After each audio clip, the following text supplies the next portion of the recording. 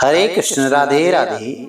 आप सभी भक्तजनों को अजय एकादशी की बहुत बहुत शुभकामनाएं। आज की वीडियो में अजय एकादशी व्रत कथा श्रवण करने जा रहे हैं। प्रिय बंधुओं, हमें कथा को एकाग्र चित्त होकर के श्रवण करना चाहिए। आज के दिन श्री हरि विष्णु भगवान का पूजन करना चाहिए, माता लक्ष्मी का पूजन करें।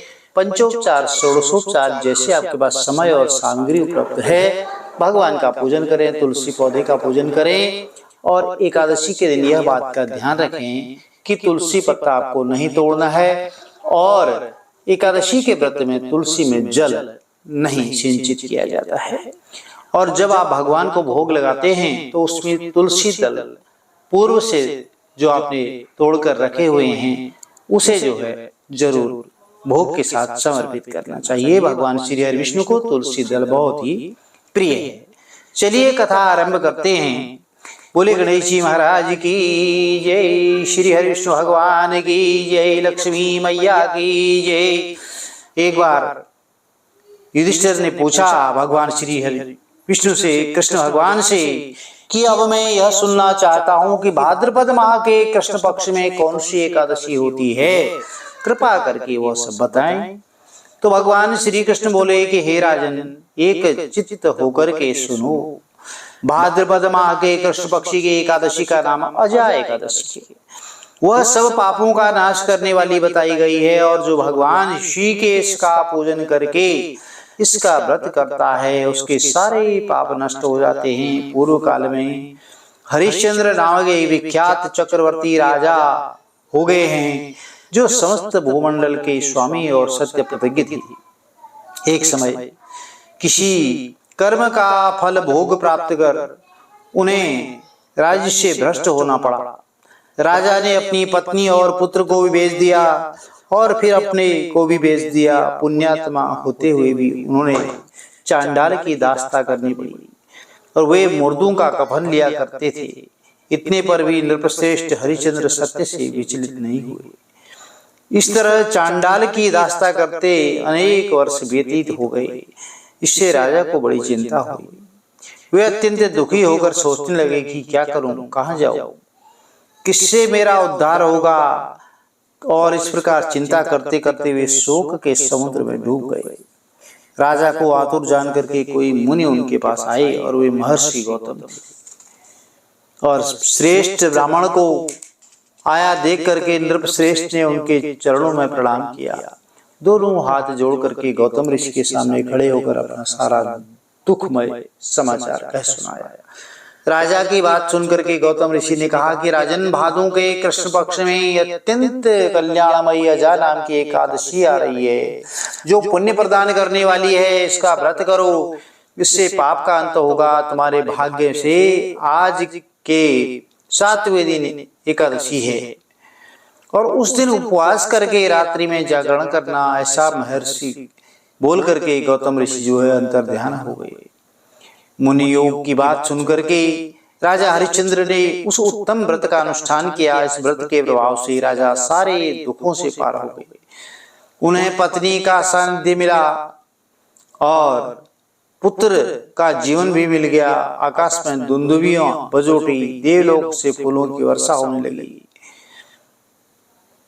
एकादशी के प्रभाव से राजा ने अकंटक राज्य प्राप्त किया और अंत में परिजनों के साथ स्वर्गलोक को प्राप्त हो गए।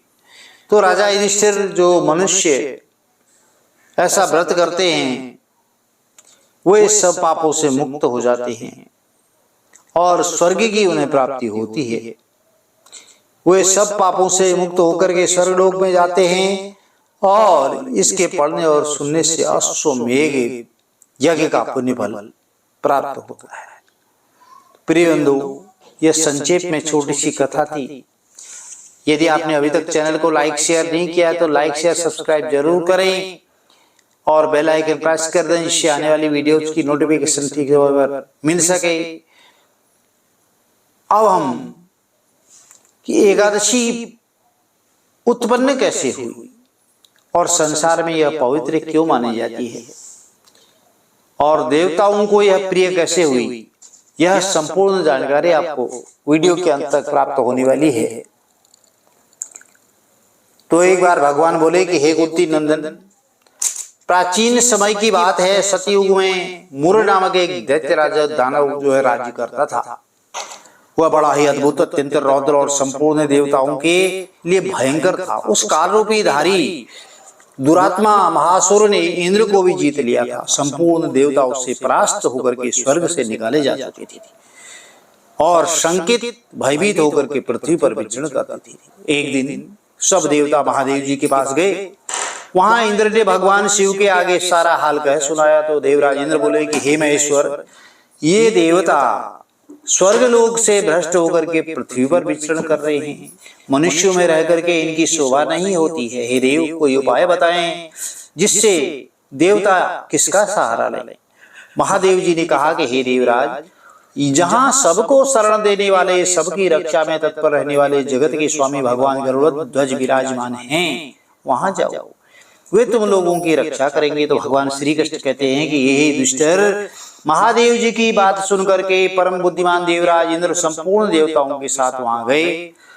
भगवान गदाधर क्षीर सागर के जल में सो रहे थे और उनका दर्शन करके इंद्र ने हाथ जोड़ करके स्तुति आरंभ कर दी।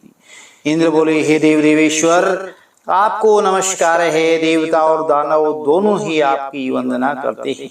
हे पुंडरीकाक्ष, आप दैत्यों के शत्रु हैं। हे मधुसूदन, हम लोगों की रक्षा कीजिए। हे जगन्नाथ, संपूर्ण देवता मुर भक्त वत्सल, हमें बचाइए। मुर नामक दानव से जो है भयभीत होकर के आपकी शरण में आए हैं। हे भक्त वत्सल, हमें बचाइए। हे देव देवेश्वर, हमें बचाइए। हे जनार्दन, हमारी रक्षा कीजिए, रक्षा कीजिए। अब दानवों का विनाश करने वाले कमल नयन, हमारी रक्षा कीजिए। हे प्रभु, हम सब लोग आपके समीप आए हैं, आपकी शरण में आ पड़े हैं। भगवान, शरण में आए हुए देवताओं की मदद कीजिए। हे देव, आप ही पति, आप ही मति, आप ही कर्ता और आप ही कारण हैं। आप ही सब लोगों की माता, आप ही सब जगत के पिता हैं। हे भगवान देव देवेश्वर, हे शरणागत वत्सल देवता, भयभीत होकर के आपकी शरण में आए हैं। प्रभु, अत्यंत उग्र स्वभाव वाले महाबली मुर नामक दैत्य ने संपूर्ण देवताओं को जीत करके इन्हें स्वर्ग से निकाल दिया है। इंद्र की बात सुनकर के श्री हरि विष्णु भगवान बोले, देवराज, वह दानव कैसा है, उसका रूप और बल कैसा है, उस दुष्ट के रहने का स्थान कहाँ है। तो इंद्र बोले कि हे देवेश्वर, पूर्व काल में ब्रह्मा जी के वंश में लाल ताल जंग नामक एक महान असुर उत्पन्न हुआ था, जो बहुत ही भयंकर था। उसका पुत्र मुर दानव के नाम से विख्यात हुआ है और वह भी अत्यंत उत्कट महापराक्रमी और देवताओं के लिए भयंकर है। चंद्रावती नाम से प्रसिद्ध एक नगरी है, उसी में स्थान बना करके वह निवास करता है। और उस दैत्य ने समस्त देवताओं को परास्त करके स्वर्गलोक से बाहर कर दिया है। उसने एक दूसरे ही इंद्र को स्वर्ग के सिंहासन पर बैठाया है। अग्नि, चंद्रमा, सूर्य, वायु और वरुण भी उसने दूसरे ही बनाए हैं। हे जनार्दन, मैं सच्ची बात कह रहा हूं, उसने सब कोई दूसरे ही कर लिए हैं। देवताओं को तो प्रत्येक स्थान से वंचित कर दिया है। इंद्र का कथन सुनकर के भगवान जनार्दन को बड़ा क्रोध हुआ। वे देवताओं को साथ लेकर के चंद्रावती पुरी में गए तो देवताओं ने देखा दैत्यराज बारंबार गर्जना कर रहा है। उसके परास्त होकर संपूर्ण देवता दसों दिशाओं में भाग गए और वह दानव भगवान श्री हरि विष्णु को देख करके बोला, खड़ा रह, खड़ा रह। उसकी ललकार सुनकर के भगवान के नेत्र जो है क्रोध से लाल हो गए। वे बोले, अरे दुराचारी दानव, मेरी इन भुजाओं को देख। यह कहकर श्री हरि विष्णु भगवान ने अपने दिव्य बाणों से सामने आए हुए दुष्ट दानव को मारना आरंभ कर दिया। दानव भय से विवल हो उठा। पांडुनंदन तत्पश्चात श्री हरि विष्णु भगवान ने दैत्य सेना पर चक्र का प्रहार किया और उससे छिन्न भिन्न होकर के सैकड़ों योद्धा मौत के मुंह में चले गए। इसके बाद भगवान मधुसूदन बद्रिकाश्रम को चले गए। वहां सियावती नामक की एक गुफा थी जो 12 योजन लंबी थी। पांडुनंदन उस गुफा में एक ही दरवाजा था। भगवान विष्णु उसी में सो रहे थे और दानव मुर भगवान को मार डालने के उद्योग में लगा था। वह उनके पीछे लगा रहा और वहां पहुंचकर उसने भी उसकी गुफा में जो है प्रवेश किया, जहां भगवान को सोते देख करके बड़ा हर्ष हुआ। उसने सोचा कि यह दानवों को भय देने वाला देवता है, इसलिए निसंदेह इसे मार डालूंगा मैं। युधिष्ठिर दानव के इस प्रकार विचार करते ही भगवान विष्णु के शरीर से एक कन्या प्रकट हुई, जो बड़ी ही रूपवती, सौभाग्यशाली और दिव्य अस्त्र शस्त्रों से युक्त थी। और वह भगवान के तेज के अंश से उत्पन्न हुई थी। उसका बल पराक्रम महान था। युधिष्ठिर दानवराज मुर ने उस कन्या को देखा और कन्या ने युद्ध का विचार करके दानव के साथ युद्ध के लिए याचना की। युद्ध छिड़ गया। कन्या सब प्रकार से जो है युद्ध कला में निपुण थी। वह मुर नामक महान शक्तिशाली और हुंकार मादर से राख का ढेर करने वाली दानव को धरती पर पड़ा देख करके पूछा, मेरा यह शत्रु अत्यंत उग्र और भयंकर था, किसने इसका वध किया है? तो कन्या बोली, स्वामिन, आपके ही प्रसाद से मैंने इस महादैत्य का वध किया है। तो श्री भगवान ने कहा कि हे कल्याणी, तुम्हारे इस कर्म से तीनों लोगों के मुनि और देवता आनंदित हुए हैं, इसलिए तुम्हारे मन में जैसी रुचि हो उसके अनुसार मुझसे जो है कोई वर मांग लो। तो देव दुर्लभ होने पर भी वह मैं तुम्हें दूंगा, इसमें कोई तनिक भी नहीं संदेह है। वह कन्या साक्षात एकादशी थी। उसने कहा कि प्रभु, यदि आप प्रसन्न हैं तो मैं आपकी कृपा से सब तीर्थों में प्रदान करके जो है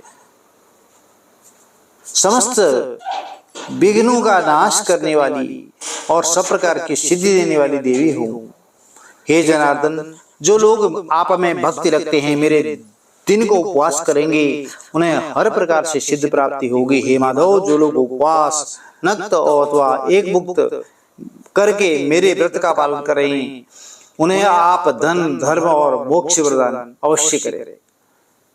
तो श्री हरि विष्णु भगवान बोले, हे कल्याणी, तुम जो कुछ कहती हो वह सब पूर्ण होगा। भगवान श्री कृष्ण कहते हैं कि युधिष्ठिर, ऐसा वर पाकर के महारता एकादशी बहुत प्रसन्न हुई। दोनों पक्षों की एकादशी समान रूप से कल्याण करने वाली होती है। इसमें शुक्ल और कृष्ण पक्ष का कोई भेद नहीं करना चाहिए। यदि उदय काल में थोड़ी सी एकादशी जाए तो, और मध्य में पूरी द्वादशी और अंत में किंचित त्रयोदशी भी हो जाए तो त्रिस्पर्शा एकादशी कहलाती है और वह भगवान को बहुत प्रिय होती है। प्रिय बंधुओं, आपने एकादशी का महात्म्य, एकादशी की कथा श्रवण की। यदि आपको कथा अच्छी लगी, चैनल को लाइक, शेयर, सब्सक्राइब जरूर करें। श्री हरि विष्णु भगवान का आशीर्वाद आपके परिवार में सदैव बना रहे। हरे कृष्ण, राधे राधे।